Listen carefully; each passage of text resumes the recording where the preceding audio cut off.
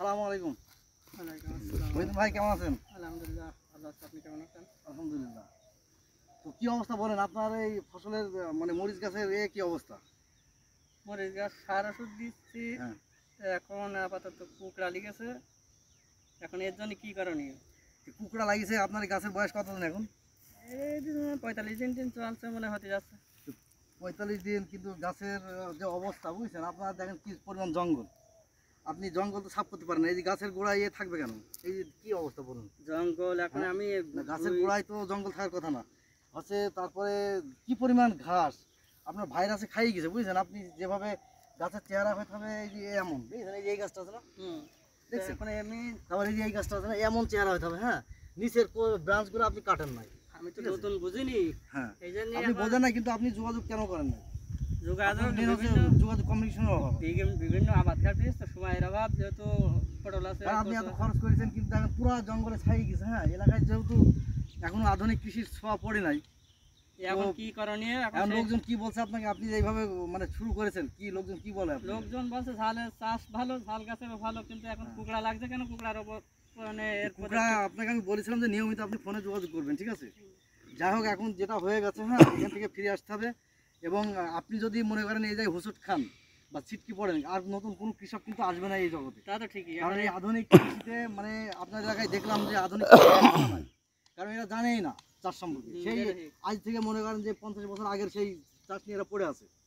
অনেক খরচ হইতে, তারপরেও এখন মনে করলাম যে ভালো আশা করা। খরচ দেখেন, মরিচের কেমন দাম দেখছেন। ঈদের আগে 360 টাকা কেজি গেছে, এখন বর্তমান 250 টাকা। এখন আমাদের যশোর, বেনাপোল বলেন, বিভিন্ন জায়গায় বলেন 250 টাকা, 200 টাকা, 220 টাকা, 30 টাকা পাইকারি কেজি। আপনি বলেন আপনার যে অবস্থা, এই গাছে যে পরিমাণ মানে মরিচ ধরে, হ্যাঁ, আপনি অবাক কাণ্ড। এখন আপনি স্থায়ীভাবে রেখে দেন এবার। যাই হোক, আপনারা দেখলেন এই যে আমি হচ্ছে অ্যাডভান্স ন্যাচারাল অ্যাগ্রো ফার্মিং থেকে এসেছি, আমি বিশ্বাস বলছি, আপনারা সবাই চেনেন। তো আমি আজকে এসেছি যশোর জেলার চৌগাছা উপজেলার মন্দুলিতলা গ্রামের এই মহিউদ্দিন ভাইয়ের মাঠে। মহিউদ্দিন ভাই আমাদের প্রযুক্তি নিয়ে চাষটা করেছিল, কিন্তু সে তার যোগাযোগ এবং কমিউনিকেশনের অভাবে কিন্তু তার এই ফসলের হাল অবস্থা। তাকে আমরা বলেছিলাম নিয়মিত যোগাযোগ করার জন্য এবং আমাদেরকে নিয়ে যাই দেখানোর জন্য, কিন্তু সে কিন্তু এটা পারে নাই। তো আমি চেষ্টা করবো, এখন থেকে আমাদের নিয়মিত মার্কেটিং অফিসার এখানে আসবে এবং তার পুরো ট্রিটমেন্ট দেবে, এবং এখান থেকে আমরা কিভাবে তার এই ডেভেলপ করা যায় সেই চিকিৎসা কিন্তু আজকে দিয়ে যাব। তো বিশেষ করে আমি এই অঞ্চলে দেখলাম যে এখনও কিন্তু এই আধুনিক কৃষির ছোঁয়া নাই, এবং এই মরিচ চাষটা এখানে নাই বললেই চলে। এবং সাধারণত হয়তো কয়েকজন করেছে, তারা ওই সাধারণ জমিতে ওই দেখছেন সাইডে লাগাইছে, এরা লাগাইছে, কিন্তু এখানে কোনো চিকিৎসা নাই, মানে ভাইরাসে খাইয়ে গেছে। তো আপনারা এই ধরনের ভুল করবেন না। যারাই হচ্ছে আধুনিক পদ্ধতিতে চাষ করতে চান, ফার্স্ট তাদের আমি বলবো যে আপনার এলাকায় হচ্ছে একটা ট্রেনিংয়ের ব্যবস্থা করেন। আমাদের ট্রেনিং করতে কোনো টাকা লাগে না, ফ্রি ট্রেনিং করাই থাকি। তারপরে আমরা A to Z জমি বানানো থেকে শুরু করে লাস্ট পর্যন্ত চাষের দায়িত্ব আমরা নিয়ে থাকি, এবং আমরা এইভাবে বলি জমি আপনার, চাষ আমাদের। আমরা যে পরামর্শ দেবো, যে প্রযুক্তি দেবো, সেইভাবে আপনি হচ্ছে চাষটা করবেন। ইনশাল্লাহ যদি প্রাকৃতিক দুর্যোগ না আসে, তাহলে অবশ্যই এখান থেকে আপনি ভালো একটা রেজাল্ট পাবেন। যেহেতু আপনাদের আমি আরেকটা রিকোয়েস্ট করবো যে আপনারা আসেন, আমার প্রজেক্ট দেখেন, আমাদের গ্রিন হাউস দেখেন, এবং আমাদের যে চারা তৈরি হচ্ছে এবং ওই চারা থেকে কিভাবে আবাদ হয়েছে। আমরা প্রত্যেকটা ফসল কিন্তু 10 কাঠা 1 বিঘা এভাবে আবাদ করে চাষিদের দেখাই।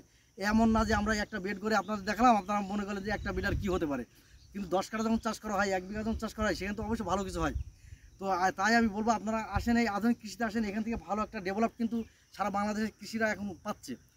এবং এখানে কম খরচে সাশ্রয় এবং জোন লাগে না, মানে অনেক কিছু। এই যে মালচিং পদ্ধতিতে চাষ করেছে, সবই ঠিক আছে, কিন্তু ভাই কিন্তু এখানে অনেক পরিচর্যার অভাব আছে, তার প্রযুক্তির অভাব আছে, সে আমাদের সাথে যোগাযোগ না করে কিন্তু এই অবস্থা।